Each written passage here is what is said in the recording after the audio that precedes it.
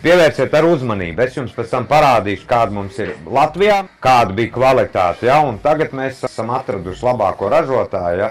Apskatieties visu to kvalitāti, kā viss ir nostrādāts iekšpusē. Ja? Es jums rādu. Viss materiāla biezums arī. Te ir tas 316. Tev jūt to stiprumu tālāk. Redziet, ar šiten arī it kā 316. Mums teica, ja? Nu, redziet, šito es palocu un palocu šito. Spēks ir vienāds.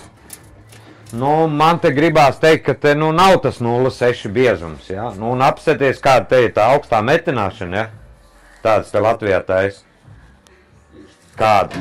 Paskatieties, kas notiek iekšpusē. Nu, labi, viņš ir it kā uguns drošs, viss tur ir, ja?